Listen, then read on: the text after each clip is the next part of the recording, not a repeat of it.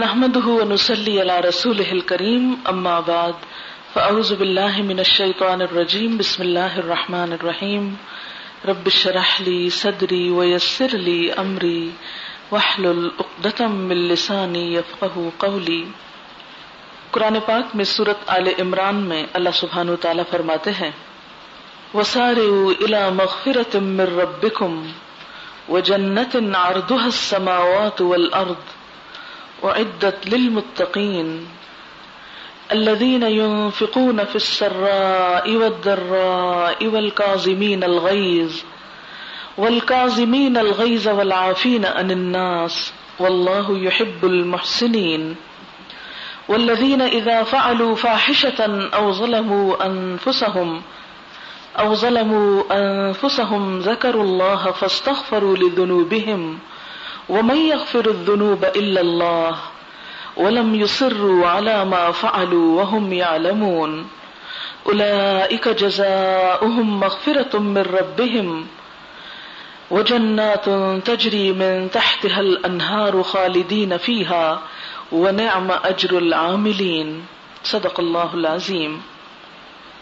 اس کا ترجمہ ہے دوڑ کر چلو اس راہ پر جو تمہارے رب کی بخشش اور اس جنت کی طرف جاتی ہے جس کی وسعت زمین اور آسمانوں جیسی ہے، اور وہ ان خدا ترس لوگوں کے لیے مہیا کی گئی ہے جو ہر حال میں اپنے مال خرچ کرتے ہیں، خواہ بدحال ہوں یا خوشحال، جو غصے کو پی جاتے ہیں اور دوسروں کے قصور معاف کر دیتے ہیں۔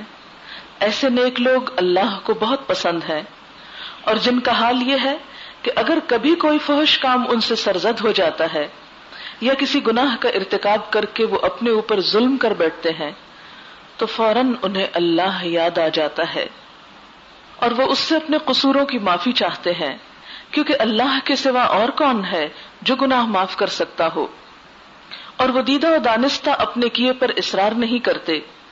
ایسے لوگوں کی جزا ان کے رب کے پاس یہ ہے کہ وہ ان کو معاف کر دے گا اور ایسے باغوں میں انہیں داخل کرے گا جن کے نیچے نہریں بہتی ہوں گی، اور وہ وہاں ہمیشہ ہمیشہ رہیں گے۔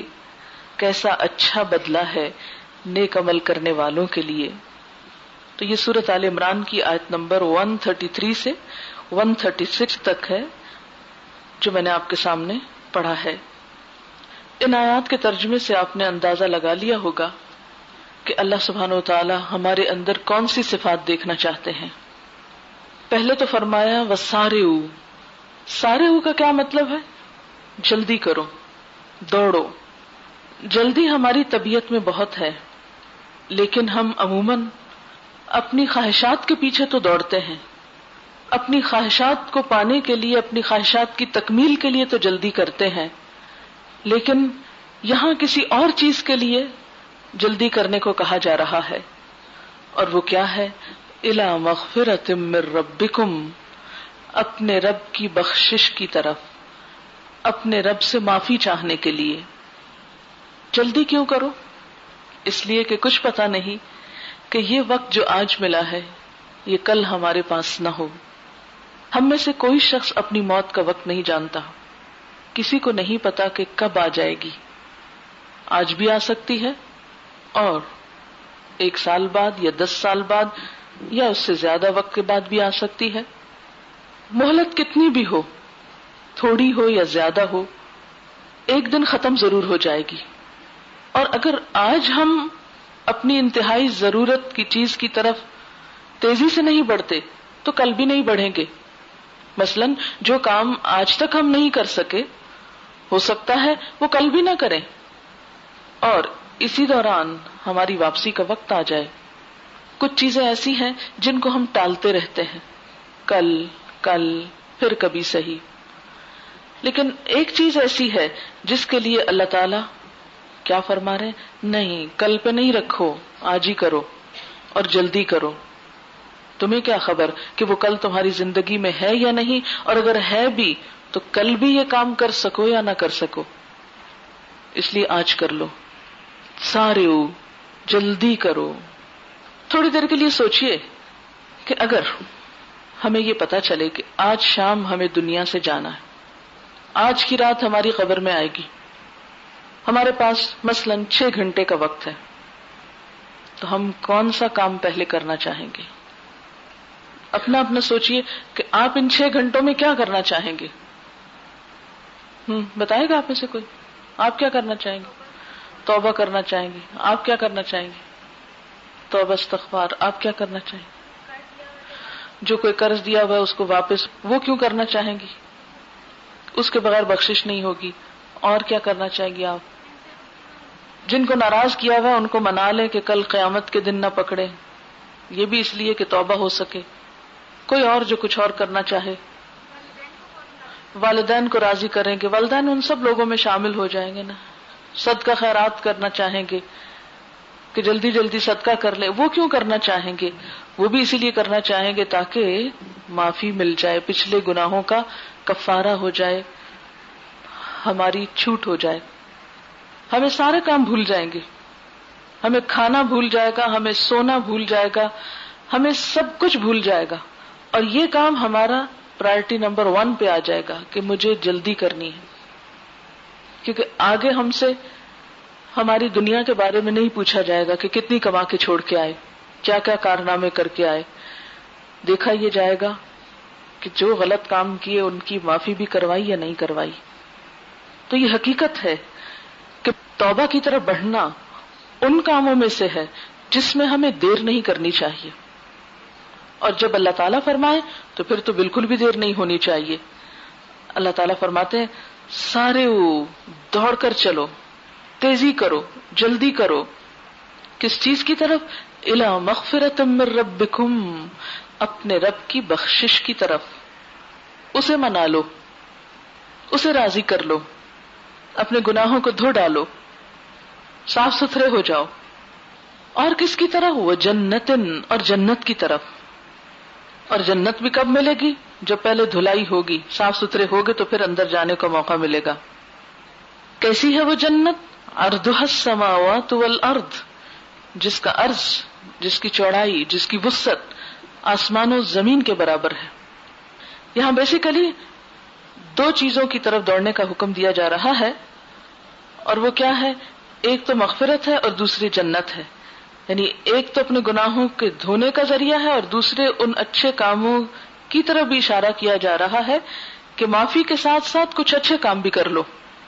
یعنی جنت ایک طرح سے مغفرت کا دوسرا حصہ ہے. اور پھر جنت کتنی بڑی ہے؟ آسمان و زمین جتنی ہے. دنیا میں چھوٹا سا گھر بھی بنانا ہو تو کتنی دوڑ دھوپ کرنی پڑتی، وہ تو بہت بڑی جنت. اس کے لیے بھی دوڑ دھوپ کرنی پڑے گی، جلدی کرنی پڑے گی. لیکن وہ ہے کس کے لیے؟ اعدت للمتقین، تقوی والوں کے لیے تیار کی گئی ہے، تیار ہو چکی ہے. بعض اوقات آپ نے ایڈز پڑھی ہوں گی کہ فلاں علاقہ ڈیولپ ہو چکا ہے، گھر بن چکے ہیں، فلیٹس تیار ہیں، آئیے اتنے روپے جمع کرائیے اور چابی لے جائیے، تیار شدہ ہے.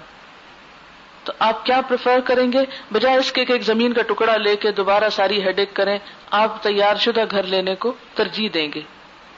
تو یہاں بھی تیار شدہ ہے جنت، چابی آپ کو دینا ہے، لیکن اس کے لیے آپ کو دوڑ کے آنا پڑے گا. اور یہ بھی یاد رکھیے کہ جب دوڑتا ہے انسان تو اس کو اپنے آپ کو ہلکا کرنا پڑتا ہے، کیونکہ جنت میں جانے کے لیے اپنے آپ کو گناہوں کے بوجھ سے ہلکا کرنا پڑے گا، گناہوں کے بوجھ کو اپنے سے اتارنا پڑے گا، تب دوڑ کے اس کی طرف بڑھ سکیں گے. بہرحال وہاں پہنچ کر کوالیفیکیشن چاہیے، آپ کی کوالیفیکیشن سرٹیفکیٹ. کیا آپ کوالیفائی کرتے ہیں اندر جانے کو؟ اور وہ آپ کے ہاتھ میں نہیں ہوگا، آپ کے دل میں ہوگا. ظاہر نہیں اس وقت دیکھا جائے گا، اندر دیکھا جائے گا کہ آپ اندر سے حقیقی طور پر کیسے انسان تھے، متقی انسان یا پھر اس کے برعکس. اب ہم یقینی طور پر یہ چاہتے ہیں کہ ہم متقی انسان بنیں. کیا کریں پھر؟ اگرچہ اس کے لیے کچھ اور بھی کرنا پڑتا ہے، لیکن ان آیات میں خاص طور پر جس چیز کا ذکر ہے وہ کیا ہے کہ متقی بننے کے ثبوت کے طور پر تمہیں کچھ کام کرنا ہے. یہاں اس دوڑ میں شریک ہونے کے لیے، مغفرت پانے کے لیے، جنت پانے کے لیے کچھ کام کرنے ہیں، اور کچھ کام کرنے کے علاوہ کچھ چیزوں کو چھوڑنا بھی ہے.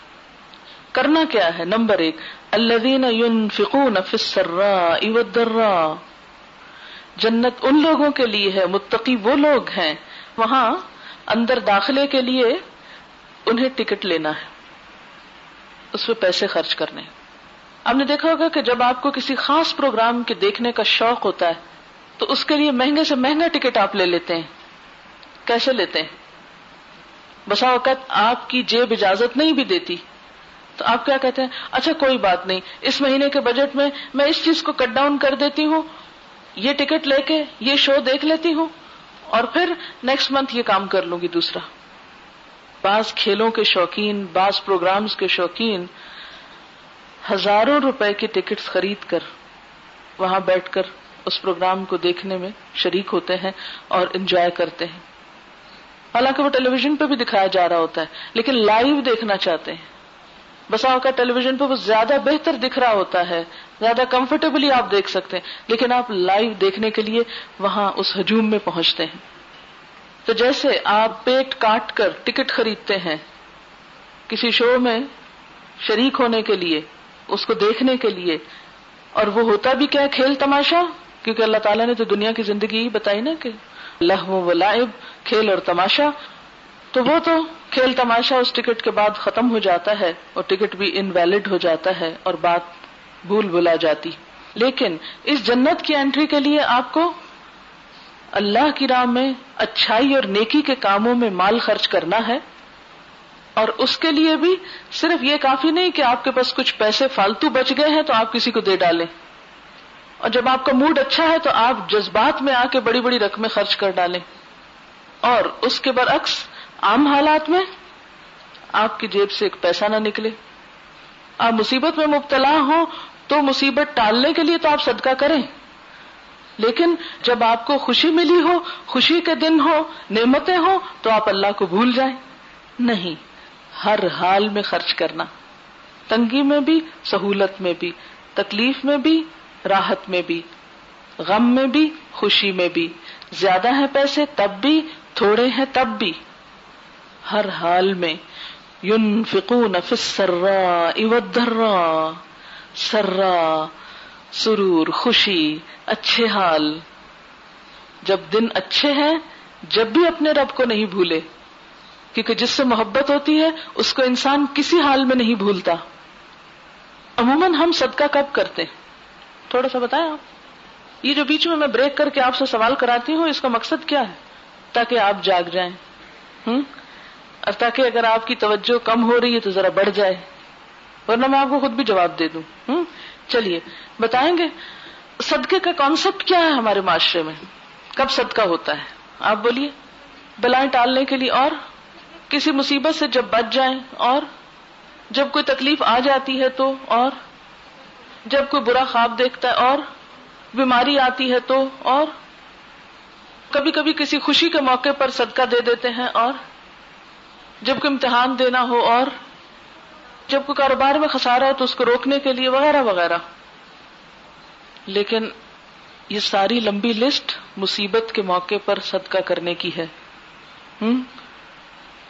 خوشی میں ہم کم ہی صدقہ کرتے ہیں، شکرانے کے طور پر، اللہ تیرا شکر ہے کہ تو نے دیا۔ اچھا، اور جب مال آتا ہے پھر کہاں جاتے ہیں؟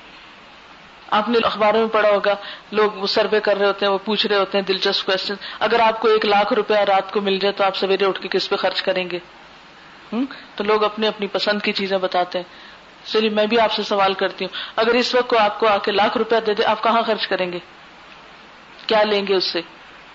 نہیں، آپ سے پوچھنے کو کوئی فائدہ نہیں، 15 سپارے پڑھ چکے ہیں، اس لیے آپ معاشرے کی ریپرزینٹیشن نہیں کریں گے۔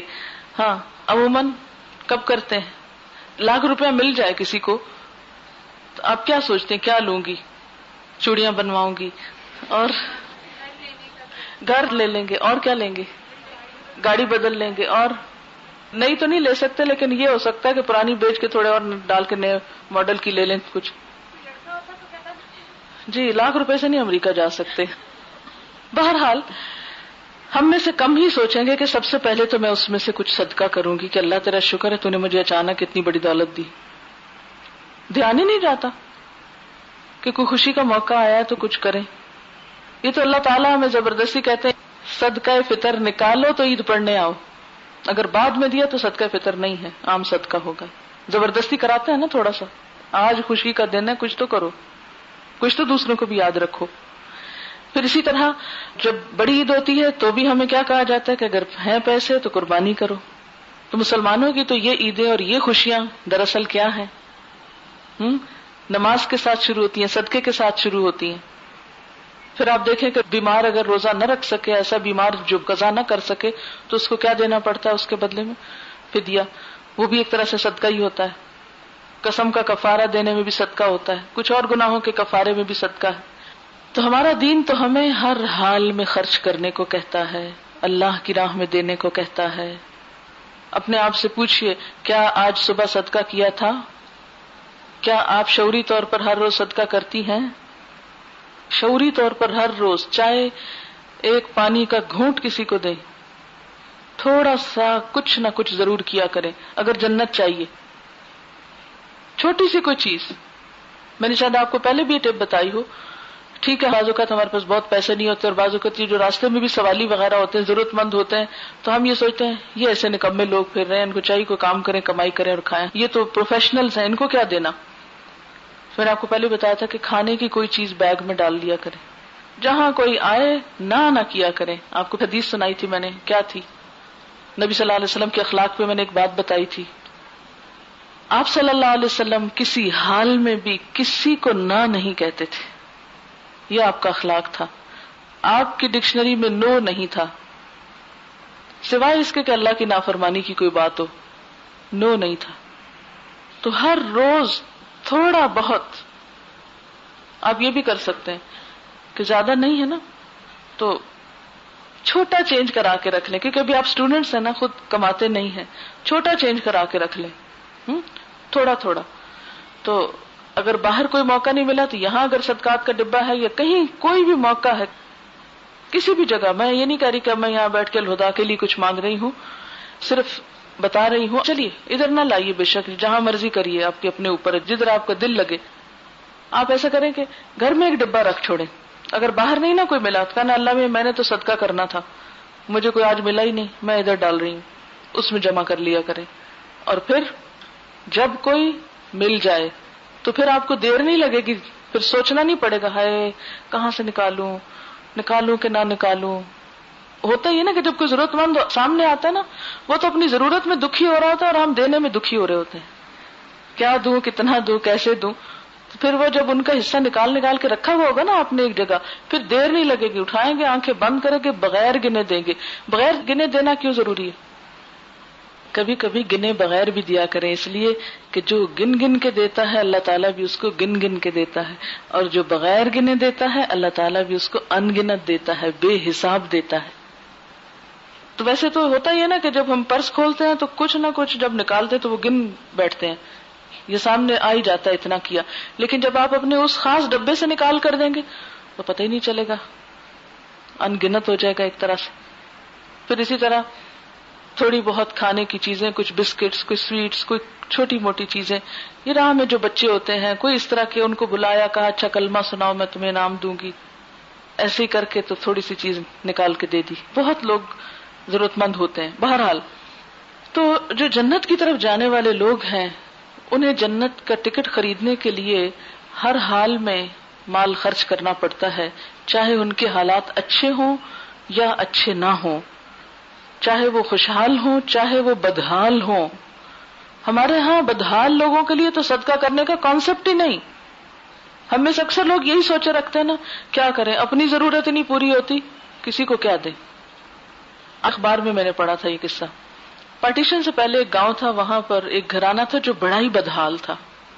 اتنا فقر تھا اس پہ، اتنی بھوک تھی اس میں کہ بہت ہی بیچاروں کے برے حالات تھے.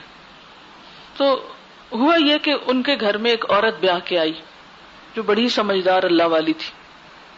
اس کے شوہر کی ایک چھوٹی سی دکان تھی، یہ جو پرچون کی دکانیں نہیں ہوتی گلی کے نکڑ پہ چھوٹا موٹا سودا سلب بکتا ہے. تو اس نے کیا کیا، اپنے شوہر سے کہا کہ تم دکان میں یہ ایک چھوٹا سا ڈبہ رکھ دو، اور جو بھی تمہاری ریزگاری ہوتی ہے، یعنی گاہک کو چیز لیتے دیتے ہو تو پیسہ 2 پیسہ جو ہے اس میں ڈال دیا کرو روز کا. اب وہ اس میں ڈال دیتا تھا. وہ پیسہ گھر آ جاتا تھا. اب گھر میں کوئی سوالی آتا, کوئی مسجد میں مہمان آتا, کوئی ضرورت مند ہوتا, تو وہ جو خاتون تھی اس گھر کی, وہ اس میں سے مٹھی بھر کے بغیر گنے وہ پیسے کی ریزگاری دے دیتی تھی. اس کی برکت سے اس خاتون کو اتنا کچھ ملا کہ اللہ تعالیٰ نے اس کے ذریعے سے بڑے بڑوں کی مدد کروا دی اور بے شمار لوگوں کو اس کے ذریعے سے فیض پہنچا. لیکن اس ایک عورت کی سمجھداری سے اس گھر کا نقشہ بدلا, اس میں رزق آیا, اور پھر اس کے ذریعے سے کئی اور غریبوں کا بھلا ہوا. تو آپ بھی سب خواتین ہیں, اگر آپ نہیں بھی کماتی تو اپنے باپوں سے, بھائیوں سے, شوہر سے صرف ایک پیسے کا سوال کر لیں, صرف چینج اس میں ڈال دیں اور اس کو آپ ان گنت دے کے دیکھیں, پھر آپ دیکھیں آپ کے رزق میں برکت آتی ہے کہ نہیں آتی, اور ضرور آئے گی انشاءاللہ, کہ یہ اللہ کا وعدہ ہے. اللہ تعالیٰ قرآن پاک میں فرماتے ہیں جو بھی تم اللہ کی راہ میں خرچ کرتے ہو اللہ اس کے پیچھے اور لے آتا ہے. فَهُوَ يُخْلِفُ, وہ لاتا ہے. لیکن ہم ڈرتے ہیں, اچھا نہیں یہ دے دیا تو بنے گا کیا. اس لیے عموماً یہ دیکھا گیا ہے کہ جو لوگ مالی مشکلات کا شکار ہوتے ہیں, یا جن کی آمدنی کم ہوتی ہے, یا جن کے حالات خراب ہوتے ہیں, وہ صدقہ نہیں کرتے یہ سوچ کر کہ ہم تو خود مستحق ہیں. ٹھیک ہے وہ مستحق ہیں, انہیں دینا چاہیے, لیکن آپ جانتے ہیں کہ عید الفطر کے موقع پر صدقہ فطر کس کس کو دینا ہوتا ہے؟ ہر شخص کو دینا ہوتا ہے, چاہے کوئی غریب ہے یا امیر ہے. حتیٰ کہ غریب بھی دے گا چاہے اس کی طرف پھر لوٹا دیا جائے, لیکن اس کو بھی نکالنا ہے تاکہ ہر شخص نکالنے کا عادی بنے, یہ قوم دینے والی بنے. ہمارا مزاج لینے والا ہے, صرف لینے کا شوق ہے, ادھر سے بھی مل جائے ادھر سے بھی مل جائے, بری بھی ہو جہیز بھی ہو. لیکن جنت میں جانے والے دینے والے ہوتے ہیں. شروع میں قرآن پاک کے آپ نے کیا پڑھا تھا؟ وَمِمَّا رَزَقْنَاهُمْ يُنْفِقُونَ, اور اس میں سے جو رزق ہم نے ان کو دیا وہ خرچ کرتے ہیں, اپنی ذات پہ بھی کرتے ہیں, دوستوں رشتہ داروں پہ بھی کرتے ہیں, مہمانوں پہ بھی کرتے ہیں, اور غریبوں پہ بھی کرتے ہیں. کیونکہ صدقہ صرف یہ نہیں ہے کہ آپ کسی غریب کو ہی دیں, صدقہ یہ بھی ہے کہ آپ مہمان پہ خرچ کریں یا کسی دوست عزیز رشتہ دار کو کچھ دیں, وہ سب آپ کے حصے میں نیکی لکھی جاتی ہے. بہرحال الذین ينفقون فی السراء والضراء. اچھا اس کا فائدہ کیا ہوتا ہے جب صدقہ کرتا ہے انسان؟ صدقہ آپ کی پرسنالٹی میں ایک چینج لاتا ہے, آپ کے اندر کی ہرس کو ختم کرتا ہے, آپ کے اندر کی بے صبری کو ختم کرتا ہے, آپ کے اندر ٹھہراؤ لاتا ہے, ایک خاص سکون کی کیفیت دیتا ہے جو اس کے بغیر مل سکتی ہی نہیں. دنیا کے کسی طریقے سے وہ سکون نہیں ملتا جو سکون آپ کو صدقہ کر کے ملتا ہے, دے کر ملتا ہے, کوئی ذریعہ نہیں ہے. اور پھر آپ دیکھیں گے کہ اس کی وجہ سے آپ کی کئی بری عادتیں بھی ختم ہوگی, آپ کے اندر کا لالچ ختم ہوگا. جب دینے والا ہوتا ہے نا انسان تو لالچ ختم ہونے لگتا ہے, پھر اس کا شوق دینے کا ہوتا ہے, اس کا لینے کا کم ہو جاتا ہے. پھر اسی طرح چوری کی عادت جائے گی. تو اسی لیے زکوٰۃ کو بھی زکوٰۃ کہتے ہیں نا, کیونکہ اس سے بھی تزکیہ ہوتا ہے انسان کا. اب جب پرسنالٹی میں ٹھہراؤ آئے گا تو اس سے آپ کی کچھ اور عادتیں بھی بدلیں گی. اسی لیے فوراً بعد کیا کہا؟ والکاظمین الغیظ, اور وہ غصے کو دبا لینے والے ہوتے ہیں, کیونکہ ان کو دبانے کا طریقہ آتا ہے. صدقہ خیرات انسان کے نفس پر کنٹرول کا ایک بہترین ذریعہ ہے. وہ لالچ پہ یا ہرس پہ, ہوس پہ ایک بند ہے, ایک کنٹرول ہے. یعنی صدقہ وہی کر سکتا ہے جس کو اپنے نفس پہ کنٹرول ہو, اپنی خواہشات پہ کنٹرول ہو. تو وہ پریکٹس کروا رہا ہے نا آپ کو, یعنی ہر دفعہ کا دینا آپ کے نفس پہ ایک زد ڈالتا ہے, ایک لگتی ہے چیز اس پہ. ہر دفعہ آپ نے کچھ دیا, آپ کا اندر سے دل تھوڑا ہوا, یہ ہوتا ہے نا, یقیناً ہوتا ہے یہ چیز جا رہی ہے. کیونکہ ان الانسان لحب الخیر لشدید, بے شک انسان مال کی محبت میں بڑا سخت ہے, بڑا شدید ہے. تو یہ جو مال کی محبت ہے یہ جب کم ہونے لگتی ہے نا تو نفس پہ کنٹرول آنے لگتا ہے. تبھی انسان اس قابل ہوتا ہے کہ والکاظمین الغیظ کی صفت اپنے اندر لا سکے. انسان کے اندر کچھ چیزوں کی محبت کوٹ کوٹ کے بر دی گئی. مال کی محبت کے علاوہ انسان کو اپنی ذات سے بڑی محبت ہوتی. جب مال کا صدقہ کرتا ہے تو پھر اس کے ساتھ ساتھ جب قربانی کا جذبہ آتا ہے تو وہ اپنے نفس کا بھی صدقہ کرنا جانتا ہے. پھر اس سے انسان کے اندر نفس کے صدقے کی، اپنی ذات کے صدقے کی تربیت ہوتی ہے، وہ کوالٹی پیدا ہونے لگتی ہے. اور یوں پھر وہ والکاظمین الغیظ بن جاتا ہے، غصہ دبا لیتا ہے.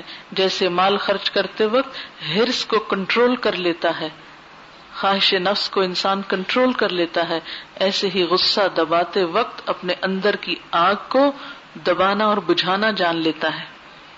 کیونکہ مال کے خرچ کرنے نے اس کے اندر ایک ایسی قوت پیدا کر دی، ایک ایسی صلاحیت پیدا کر دی کہ اب وہ اگلا سٹیپ بھی اٹھا سکتا ہے.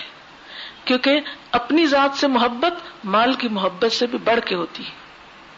مثلاً اگر آپ کے پیسے کو نقصان ہونے لگے اور ساتھ آپ کو ہونے لگے تو آپ کیا قربان کریں گے؟ دونوں میں سے خود کو، پیسہ قربان کریں گے. یعنی اگر آپ سے کوئی قربانی مانگے یا اپنا آپ دے دو یا اپنا مال دے دو، کیا دیں گے؟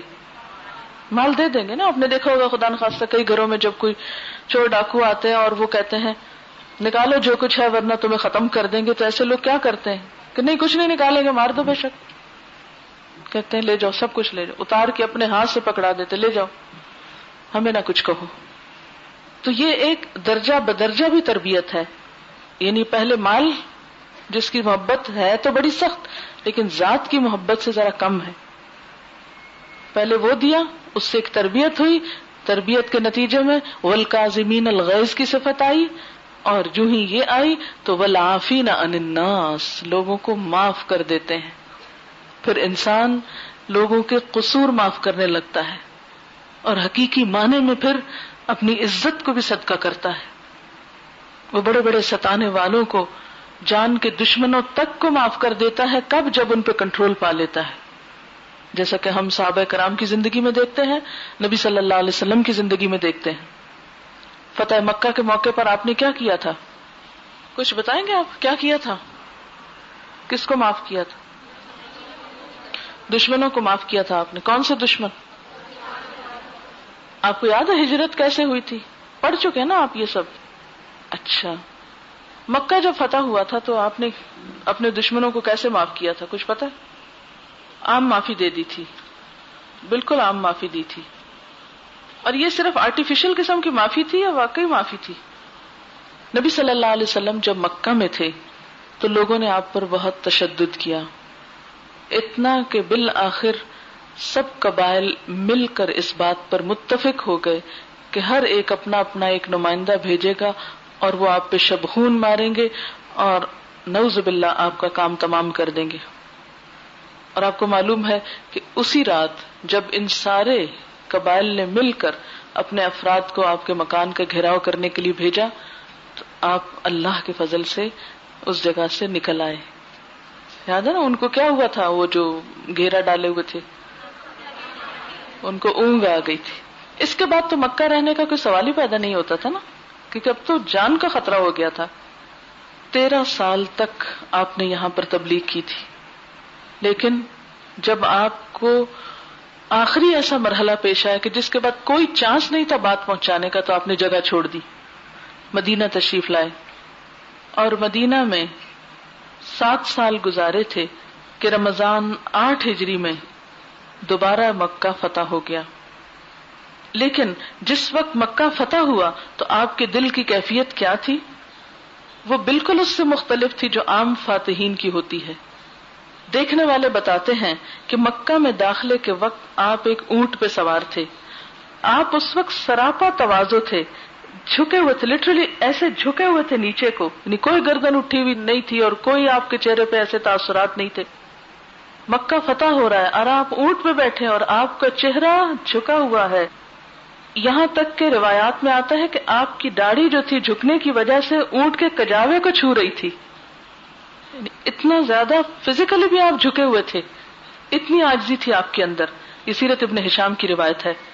جب مکہ میں داخل ہوئے تو آپ کعبہ کے دروازے پر کھڑے ہو گئے اور فرمایا ایک اللہ کے سوا کوئی معبود نہیں، اس کا کوئی شریک نہیں، اس نے اپنے وعدے کو پورا کر دیا، اپنے بندے کی مدد فرمائی اور مخالف گروہوں کو تنہا شکست دے دی. یہ وہی دعا ہے جو صحیح شروع کرتے وقت پڑھی جاتی ہے. لا الہ الا اللہ وحدہ لا شریک لہ صدق وعدہ ونصر عبدہ وہزم الاحزاب وحدہ. بالکل یہ نہیں کہا کہ دیکھو لوگوں میں نے کیسے ہوشیاری سے کام لیا اور آج میں نے یہ فتح کر لیا مکہ. کوئی کریڈٹ خود کو نہیں دیا بلکہ سارے کا سارا اللہ سبحانہ و تعالیٰ کو دیا اور پھر اپنے دشمنوں کو معاف کر دیا.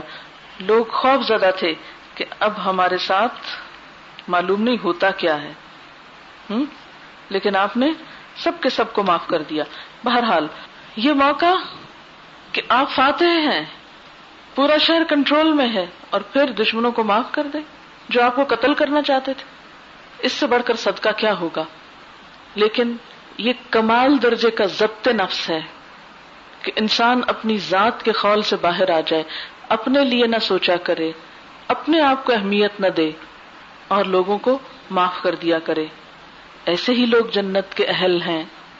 واللہ یحب المحسنین، اور اللہ محسنین سے محبت رکھتا ہے، جو یہ کام کرنا جانتے ہیں، جو دینا جانتے ہیں، جو اپنے نفس کی خواہشات، اپنے نفس کی محبت، مال کی محبت اور اپنی خاطر پیدا ہونے والی حساسیت کے خول سے باہر آ جاتے ہیں. والذین اذا فعلوا فاحشۃ، لیکن چونکہ انسان ہے نا ہم سب، اس لیے نہ چاہتے ہوئے بھی کبھی کبھی کیا ہو جاتا ہے، اچانک منہ سے کچھ نکل جاتا ہے، اچانک کوئی غلط کام ہو جاتا ہے. اذا فعلوا فاحشۃ، مثلا منہ سے کوئی سخت بات نکل گئی، غصے میں آئے نکل گئی منہ سے کوئی بات، کسی کے ساتھ کوئی رویہ ایسا کر بیٹھے، او ظلموا انفسہم، یا اپنی جان پہ کوئی ظلم کر بیٹھتے ہیں، کیونکہ گناہ کا لازمی نتیجہ کیا ہے؟ اپنے اوپر ظلم. گناہ کرنا دراصل خود ہی کو سزا دینا ہوتا ہے. اب ایسا ہونے کے بعد ان کا رویہ کیا ہوتا ہے؟ ذکر اللہ، فوراً اللہ کو یاد کرنے لگتے ہیں، اللہ تعالیٰ غلطی ہو گئی، میں اپنی غلطی کا اعتراف کرتا ہوں. فاستغفروا لذنوبہم، وہ اپنے گناہوں کی معافی چاہنے لگتے ہیں، استغفار کرتے ہیں. ومن یغفر الذنوب الا اللہ، اور اللہ کے سوا گناہ معاف کون کر سکتا ہے. ولم یصروا علی ما فعلوا، اور اپنے کیے پہ وہ اصرار نہیں کرتے.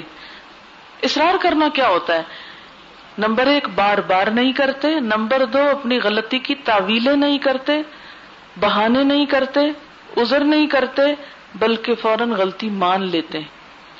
اور یہ بہت گریٹنس کی بات ہے کہ انسان غلطی مان جائے. وقتی طور پہ بڑا کڑوا، بڑا مشکل لگتا ہے، لیکن آپ دیکھیں گے کہ آپ ایک بڑے بندھن سے چھوٹ کے باہر آ جاتے ہیں. آپ غلطی نہیں مانتے، خود کو عرصے تک سزا دیتے ہیں، مان کر فوراً ریلیکس ہو جاتے ہیں، ایک دم وہ ساری تکلیف کی کیفیت ختم ہو جاتی. اس وقتی طور پہ بہت تکلیف ہوتی کہ کس طرح جھکیں، کس طرح معافی مانگے، کس طرح کنفیس کریں، لیکن کر لینے والے اللہ تعالیٰ کے بھی پسندیدہ ہوتے ہیں اور معافی کے بھی مستحق ہو جاتے ہیں. وَهُمْ يَعْلَمُونَ، اور وہ جانتے ہیں. أُولَئِكَ جَزَاؤُهُمْ مَغْفِرَةٌ مِّن رَّبِّهِمْ، ایسے لوگوں کی جزا ان کے رب کی طرف سے بخشش کی صورت میں ہوتی ہے. ان کے لیے بخشش کا وعدہ ہے. وہ دوڑ رہے تھے نا بخشش کے لیے، ان کو بخشش مل گئی. مِن رَّبِّهِمْ، ان کے رب کی طرف سے سرٹیفکیٹ مل گیا. اور کیا ملے گا؟ وَجَنَّاتٌ، اور باغات، تجری من تحتها الانہار، جن کے نیچے نہریں بہتی ہیں. خالدین فیہا، ان میں ہمیشہ رہیں گے. ونعم اجر العاملین، کتنا اچھا اجر ہے عمل کرنے والوں کے لیے. باتیں کرنے والوں کے لیے نہیں کہا گیا، کس کے لیے؟ عاملین. عالمین بھی کہا جا سکتا تھا لیکن عاملین کہا گیا. عالمین کون ہوتے ہیں؟ جن کو ایک بات پتہ چل جاتی ہے، جان لینے والے. اور عاملین جان کر لینے والے، یہ ہیں حقیقی عالم. نعم اجر العاملین. اس میں بڑی اہم بات پتہ چلتی ہے کہ جنت میں جانے کے لیے ان کاموں پر عمل کرنا ہوگا. عاملین بننا ہوگا. چلیے اس میں سے ہم خاص طور پر غصے کے بارے میں کچھ بات کریں گے کہ جنت میں جانے والوں کے لیے ایک شرط ہے، اور وہ کیا ہے کہ وہ غصہ کرنے والے نہ ہوں. لیکن آج ہماری مشکل کیا ہے؟ کوئی شخص نہیں جو یہ کہتا ہوا سنائی نہ دے کہ میری ایک بڑی کمزوری ہے کہ مجھے غصہ جلدی آتا ہے. اکثر لوگوں کو یہی کہتے ہوئے سنا گیا ہے. اگر آپ کسی سے بھی پوچھیں کہ تم اپنی کوئی ایک کمزوری بتاؤ، آپ کو میجورٹی یہ کہتی سنائی دے گی مجھے غصہ بڑی جلدی آتا ہے، مجھے تو غصہ بہت زیادہ آتا ہے. اور کوئی یہ کہتا نہیں سنائی دے گا کہ مجھے غصہ نہیں آتا، مجھے تو کبھی غصہ آیا ہی نہیں، میں تو نہیں جانتی غصہ کیا ہوتا ہے. کوئی یہ نہیں کہہ سکتا. کیوں نہیں کہہ سکتے؟ اس لیے بھی نہیں کہہ سکتے کہ غصہ تو ہمارے اندر رکھا گیا ہے، وہ تو کیونکہ فَأَلْهَمَهَا فُجُورَهَا وَتَقْوَاهَا، ہمارے اندر خیر بھی ہے، ہمارے اندر شر بھی ہے. لا تزکوا انفسکم، اپنے آپ کو پاک مت سمجھو، بل اللہ یزکی من یشاء، بلکہ اللہ ہی جسے چاہتا ہے پاک کرتا ہے. کوئی فرشتہ نہیں ہے، ہم سب انسان ہیں. ہمارے اندر اچھائیاں بھی ہیں، ہمارے اندر برائیاں بھی ہیں.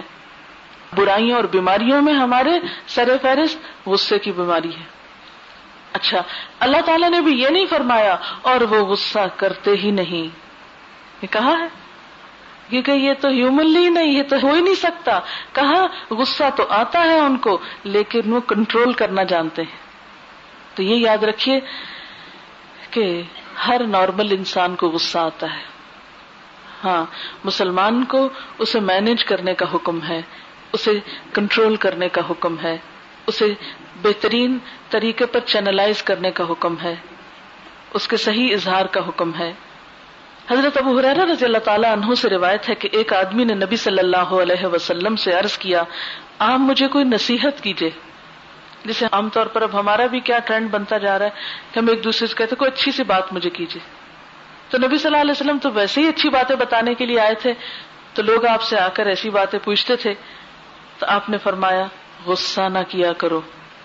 اس نے پھر پوچھا، آپ نے فرمایا غصہ نہ کیا کرو. اس نے پھر پوچھا، فرمایا غصہ نہ کیا کرو.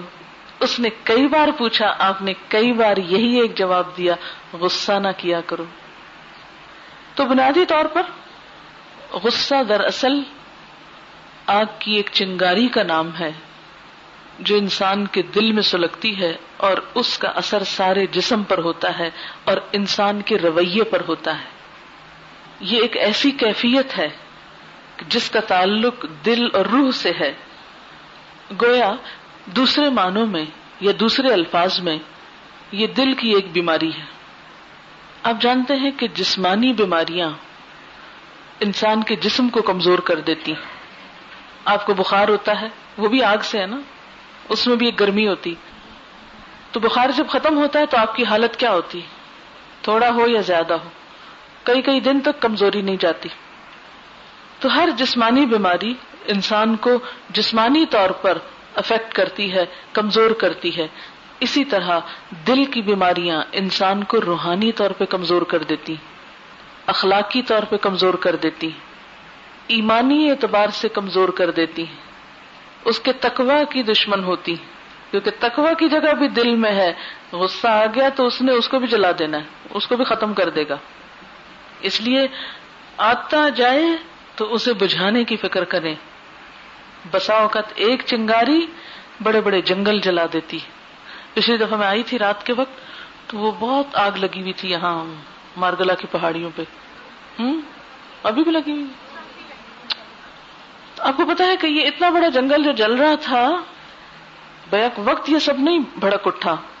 بسا اوقات ایک شخص دیا سلائی جلا کے اپنی سگریٹ جلاتا ہے اور ایسی تیلی پھینک دیتا. بعض اوقات جو گاؤں کے لوگ ہیں وہ یہ چاہتے ہیں کہ نیا گھاس سرسبز ہوگے تو پہلا ختم کرنے کے لیے جلانے لگتے ہیں. یعنی ہو کوئی بھی ریزن ہو، لیکن یہ بات مانی ہوئی ہے کہ بسا اوقات بڑی بڑی آگ کے شعلوں کا سبب ایک چھوٹی سی چنگاری ہوتی ہے جو سب کچھ بھسم کر ڈالتی ہے. کبھی کوئی گھر جلا ہوا دیکھا ہوگا آپ نے، یا کوئی تصویر دیکھی ہوگی آپ نے، کئی بلڈنگز جلی ہوئی ہوتی ہیں. کس وجہ سے؟ سرکٹ شارٹ ہو جاتا ہے، چھوٹی سی سپارکنگ ہوتی ہے، ساری بلڈنگ جل جاتی ہے. بالکل اسی طرح غصے کی ایک چنگاری جو دل میں جگہ لیتی ہے، جو دل میں جلنے لگتی ہے، بسا اوقات آپ کا ایمان، اخلاق، اعمال، ہر چیز برباد کر کے رکھ دیتی ہے. اس لیے اس چنگاری کا جو بظاہر نظر نہیں آتی لیکن دبی ہوئی ہے اندر، علاج کرنا چاہیے، ورنہ کیا ہوگا؟ بڑا نقصان ہو سکتا ہے. آپ نے دیکھا ہوگا عام طور پر کیا ہوتا ہے کہ جو شعلے باہر نظر آتے ہیں نا، ان کو تو آپ بجھانے کی بھی فکر کرتے ہیں، لیکن جو چنگاری، جو چھوٹا سا کوئلہ کہیں نیچے گر کے چھپ جائے، اس کا آپ فوراً علاج بھی نہیں کرتے، اس کو اگنور کر دیتے ہیں، اور وہ بڑھتے بڑھتے بڑھتے بہت بڑا ہو جاتا ہے. تو یہ یاد رکھیے کہ غصہ ایمان کا دشمن ہے، تقوی کا دشمن ہے، اس لیے اس کا علاج ضروری ہے. غصے کو ایک جذباتی کیفیت بھی کہا گیا ہے، جو بسا اوقات ایک ہلکی اکتاہٹ سے لے کے، اریٹیشن سے لے کے غیظ و غضب تک پہنچ جاتی ہے. غصے کے لیے قرآن پاک میں 3 الفاظ استعمال ہوئے ہیں: سخط، غیظ، غضب. سخط جو ہے یہ غصے کا پہلا درجہ ہے. اس کا معنی ہوتا ہے ناپسندیدگی، محض ناراضگی. مثلا کوئی شخص بات کر رہا ہے، آپ کو اس کی بات اچھی نہیں لگی، آپ کا ریئیکشن کیا ہوتا ہے؟ آپ منہ بنا لیتے ہیں، یا آپ اریٹیٹ ہوتے ہیں، بس بس چپ کرو، بند کرو، اتنی دیر سے بول رہے ہو. بعض اوقات آپ بول کے بتاتے ہیں، بعض اوقات کچھ بھی نہیں کہتے، لیکن آپ کمفرٹیبل نہیں رہتے، آپ کا آرام ختم ہو جاتا ہے، سکون لٹ جاتا ہے. اس سے اگلا درجہ ہے غیظ کا، غین یہ زوئے، غیظ، یہ دوسرا درجہ ہے، اگلا سٹیپ ہے. یہ سخت سے ایک درجہ اونچا ہے. اس میں کیا ہوتا ہے؟ انسان کی ناراضگی انسان کا دوران خون تیز کر دیتی ہے. بالکل ایسے نا جیسے آگ سے پانی بوائل ہونے لگتا ہے نا، تو غصے کی چنگاری جب دل میں آتی ہے تو اس سے سارا خون بھڑکنے لگتا ہے، اس سے سارا خون ابلنے لگتا ہے اور دوران خون تیز ہو جاتا ہے. یہ غصہ غیظ جو ہے انسان کو اپنے اوپر بھی آ سکتا ہے، کسی اور پر بھی آ سکتا ہے. پھر ہوتا ہے غضب. یہ تو غضب ہو گیا، جب انسان غصے سے بپھر کر انتقام پہ اتر آتا ہے، خواہ بڑے کا چھوٹے پر ہو یا چھوٹے کا بڑے پر ہو، اس کے لیے لفظ غضب استعمال ہوتا ہے.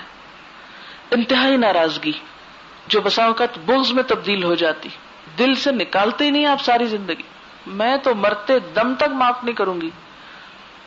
یہ غضب کی وجہ سے ہوتا ہے. اریٹیشن کا جہاں تک تعلق ہے، سخت کا جہاں تک تعلق ہے، جب وہ سبب ختم ہوتا ہے تو آپ کی اریٹیشن بھی ختم ہو جاتی. مثلا آپ کو گرمی لگ رہی اور آپ اریٹیٹ ہو رہے ہیں، پنکھے کے نیچے آئیں گے آپ کو بھول بھی جائے گا گرمی کچھ ہوتی. آپ کو بھوک لگی ہے، آپ اریٹیٹ ہو رہے ہیں، جب کھانا ملے گا آپ بھول جائیں گے. کئی بچے ہوتے ہیں نا کتنا رو رہے ہوتے ہیں، چلا رہے ہوتے ہیں، آپ انہیں کچھ کھلا دیں، کھانے کو دے دیں، چپ ہو جاتے ہیں. اگر ان سے پوچھے تم رو کیوں رہے تھے، وہ کہیں گے کیا، کب رو رہا تھا، ان کو یاد بھی نہیں ہوگا وہ روئے تھے، اور وہ کھانے کے لیے روئے تھے. اور غیظ جو ہے وہ ذرا سا اس سے زیادہ ہوتا ہے، لیکن اس میں بھی انسان بس تھوڑا بہت بول کے، بڑبڑا کے، گرمبل کر کے اپنے آپ کو نارمل کر لیتا ہے، کسی اور کام میں اپنے آپ کو لگا لیتا ہے، بھول جاتا ہے پھر. لیکن یہ جو غضب ہے یہ دراصل انسان کے لیے بڑا نقصان دہ ہے، کیونکہ اس میں انسان صرف غصہ نہیں کرتا بلکہ دوسرے سے انتقام بھی لینے پہ تل جاتا ہے. یعنی جب انسان کی آگ صرف خود اس کو نہیں جلاتی بلکہ دوسروں تک پھیل جاتی ہے، اوروں کو اپنی لپیٹ میں لے لیتی ہے، ان تک پہنچ جاتی. اب آپ دیکھیے کہ اسی کو کنٹرول کرنے کے لیے کہا جا رہا ہے. اگرچہ وہاں لفظی اعتبار سے غیظ کا لفظ آ رہا ہے، لیکن اگر غیظ کو کنٹرول کرنے کے لیے کہا جا رہا ہے تو غضب تو لازمی طور پہ کنٹرول کرنا پڑے گا، ہے یا نہیں؟ دوبارہ یہ بات سمجھا دوں. اب دیکھیے کہ غیظ جس میں آپ خود کو جلا کے خود نقصان دیتے ہیں، اس آیت کی روح سے اسے کنٹرول کرنے کے لیے کہا جا رہا ہے، جبکہ غضب اس سے اگلا درجہ ہے، تو اسے کیسے چھوڑا جا سکتا ہے؟ اس کو تو ہر صورت میں کنٹرول کرنا ہوگا. اب کنٹرول کرنے کے لیے لفظ کاظم آیا ہے، کظما، کاظم، کنٹرول کرنے والا، باندھ لینے والا. کاف زوئے میم کا لفظی مطلب ہوتا ہے باندھنا. جیسے بوری کا منہ باندھا جاتا ہے، اب تو بوریاں ہی نہیں ہوتی گھروں میں، تو کہاں سے بتاؤں آپ کو بوری سے مثال دے کے. چلیے ایک بڑی آسان مثال جس سے آپ کو زیادہ سمجھ آئے گی بوری کی نسبت بھی. ہاٹ واٹر بوتل ہوتی ہے آپ کے گھر میں، گرم پانی کی بوتل ہوتی ہے آپ کے گھر میں، اس میں ابلتا ابلتا پانی ڈالتے ہیں آپ جب کہیں درد ہوتی. پھر آپ اس پانی کے ساتھ کیا کرتے ہیں؟ اس کے اوپر ڈھکن لگاتے ہیں. اور ڈھکن کیسے لگاتے ہیں؟ پوری احتیاط سے پورے کا پورا اس کو بند کرتے ہیں، اور پھر الٹا کے دیکھتے ہیں کوئی قطرہ باہر تو نہیں آ رہا. دیکھتے ہیں نا؟ کیوں؟ اس لیے کہ اگر ایک قطرہ بھی باہر ٹپکا تو جلا دے گا. یہ جو ڈھکن دے رہے ہیں نا آپ، اوپر پیچ کس رہے ہیں اس کے، یہی عمل ہے کاظم کا. کاظم کا کام یہی ہے کہ اس رستے کو بند کر دینا جس سے کوئی چیز نکل کے نقصان دے، اس چیز کو بند کر دینا، اس رستے کا سد باب کرنا جہاں سے کوئی چیز باہر آ کر دوسروں کو نقصان پہنچائے. اب آپ دیکھیں اگر وہ گرم پانی بوتل کے اندر ہو تو باعث ٹکور ہے، باعث شفا ہے، اور اگر باہر نکل کر آپ کی ٹانگ پہ گر جائے تو آپ دیکھیے کہ پھر اس کے اثرات کیا ہوتے ہیں. اس سے آپ کا جسم تو جلے گا سو جلے گا، پھر اس پہ چھالا پڑے گا، پھر چھالے سے زخم بنے گا، پھر زخم کا نشان نہیں جائے گا. بالکل اسی طرح غضبناک ہو کر آپ جو بات کریں گے اس بات کا دوسرے کے اوپر جا کے چھالا پڑے گا، پھر اس کا زخم بنے گا، پھر اس زخم کا نشان نہیں مٹے گا. اس لیے بہتر ہے یہ ابلتا پانی اندر ہی رہے اور کسی پازیٹو استعمال میں آئے، دوسروں کے لیے شفا بن جائے. جیسے وہ گرم ابلتا پانی یا گرم ابلتے پانی کی بوتل شفا بنتی ہے. اللہ تعالیٰ نے ہمیں انسان بنایا ہے.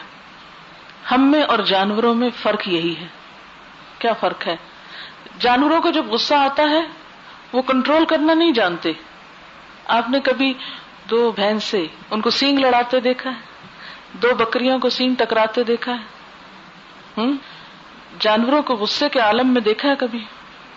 کیا کرتے ہیں؟ ٹکرے مارتے ہیں ایک دوسرے کو، سینگ لڑاتے ہیں اور بڑی بھونڈی قسم کی حرکتیں کرتے ہیں. خیر، تو آپ نے دیکھا ہوگا بسا اوقات ایسے انسانوں کو جو غصے کی حالت میں ہاتھا پائی پہ اتر آتے ہیں تو وہ بالکل ایسے ہی لگتے ہیں جیسے دو بکرے سینگ لڑا رہے ہوں. تو انسان کے لیول سے اتر کر جانور کی سطح پہ آ جاتا ہے. جانور بےچارا تو جانور ہے نا، اس نے تو یہ کرنا ہے، اور اس کا کرا برا بھی نہیں لگتا. کیوں؟ جانور ہے نا.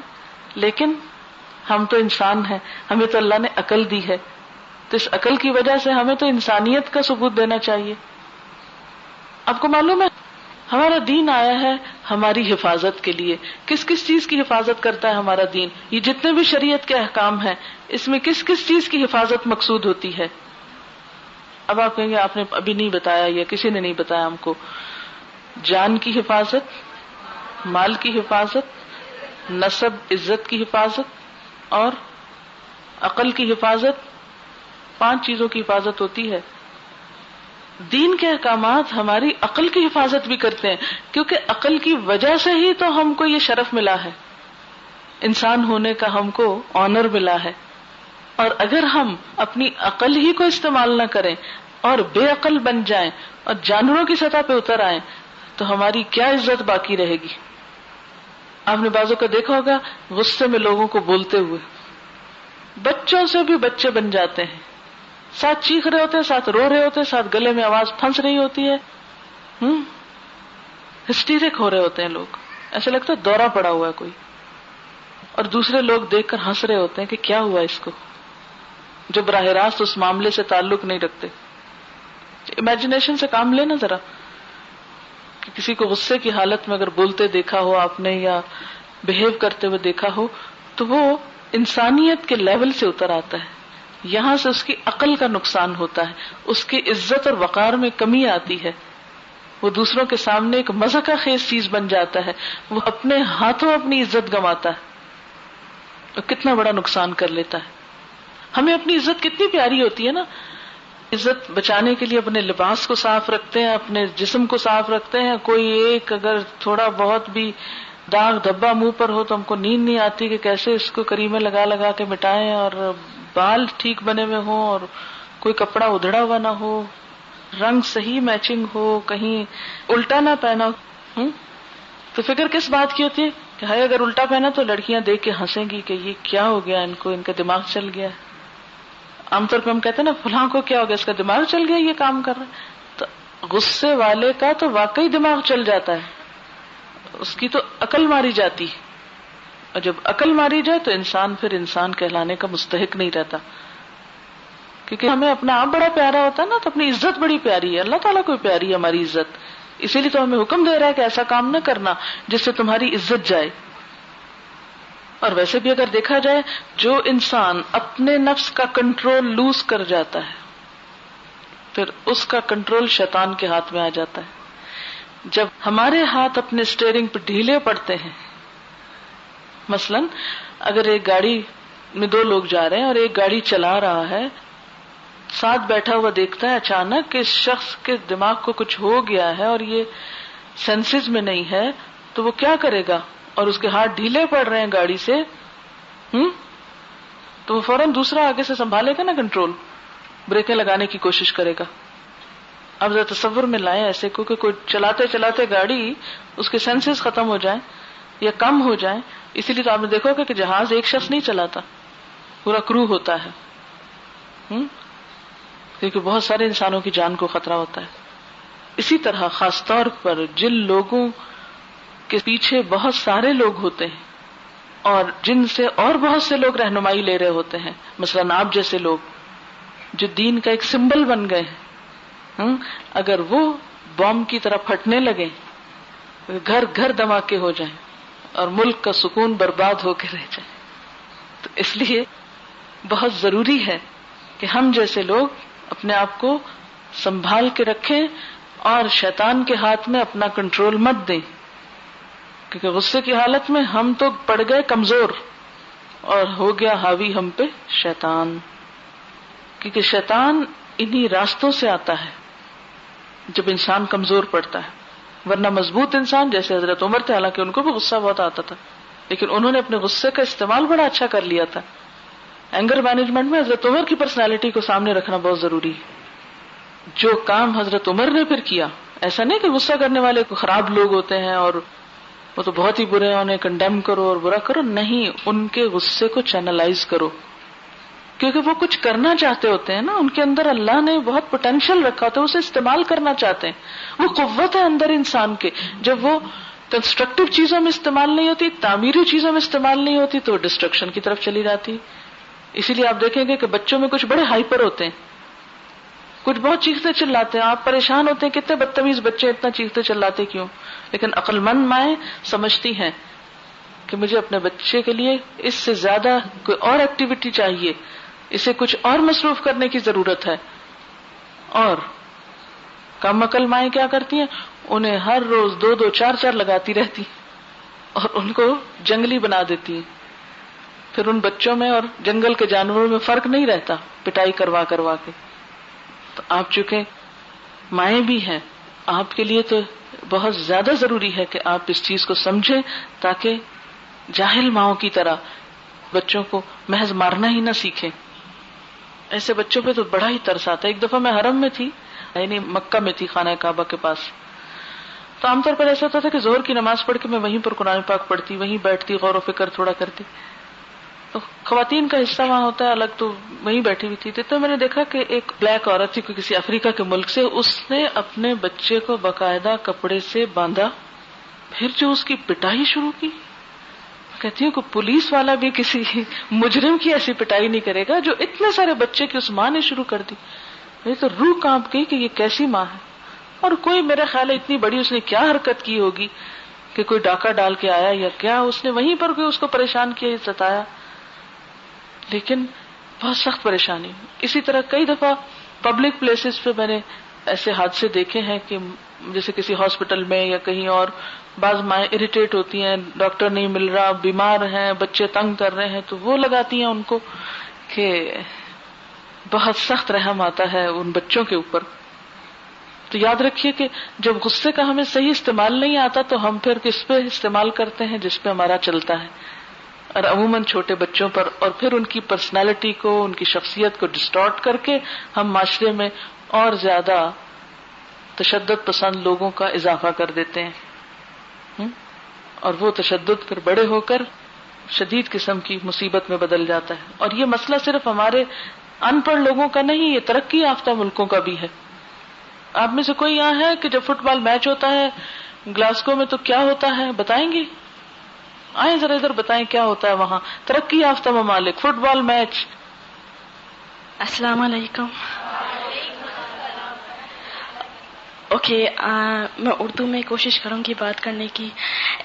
جب گلاسگو میں فٹ بال میچ ہوتی ہے نا، تو جب اینڈ ہوتا ہے فٹ بال میچ کا تو سب لوگ جیسے جانور گلا سے چھوٹتے ہیں نا، ایسے چھوٹتی ہے. اور جو سب آس پاس کی دکانیں وغیرہ ہوتی ہیں نا وہ سب بند ہوتی ہیں، کیونکہ وہ سب کچھ اسمیش وغیرہ کر دیتی ہے، سب مار پٹائی کچھ سب کچھ ہوتا ہے ایسا. تو جو ہارتے ہیں they fight a lot, and تو اس کے بعد پبز وغیرہ میں جاتے ہیں، اور پبز وغیرہ میں اتنی زیادہ okay, I'm just going to speak in English now. Okay, well, they go to the pubs after the matches, and they have fights, and they go up to the level of killing each other, and especially when it's two mean football groups, they really get each other, and there's always some sort of injury, some sort of fight after the matches. There's so many hooligans, and especially if they see anything they don't like, they're so drunk, they're not in any fit state of mind. They get at each other, they fight, they're mad, they're like animals. They're worse than animals. And I'm too nervous to speak.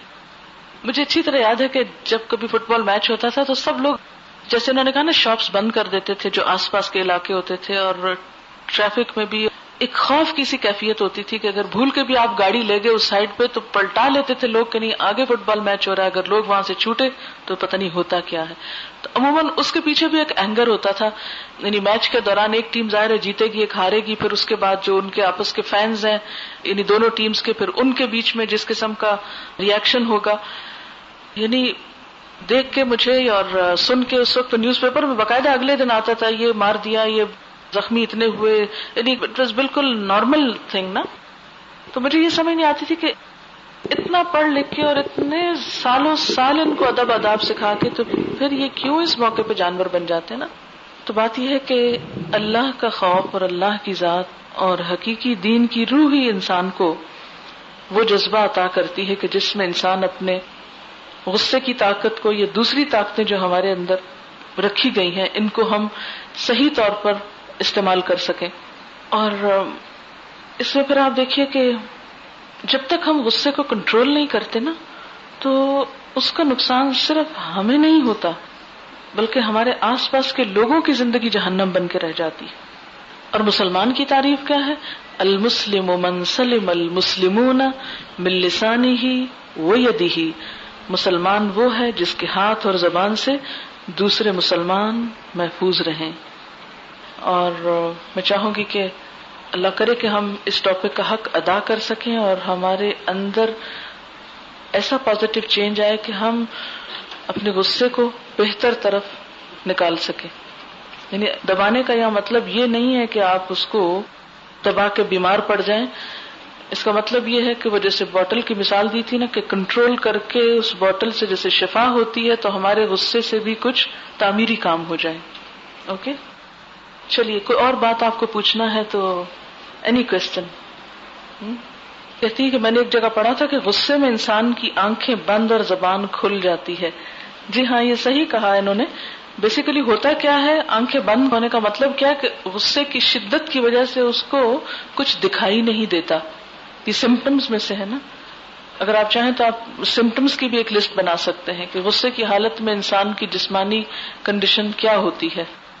اور basically یہ مانوی طور پر لفظ بولا گیا ہے آنکھیں بند، یعنی اس کو حلال حرام، بڑے چھوٹے، ماں باپ، بہن، استاد، بچے، کسی کی تمیز نہیں ہوتی. وہ ہر ایک سے اس طرح ٹریٹ کرتا ہے کہ جیسے وہ اس کے آگے ایک کھلونا ہو. سبحانک اللہم وبحمدک نشہد ان لا الہ الا انت نستغفرک ونتوب الیک. والسلام علیکم ورحمۃ اللہ وبرکاتہ.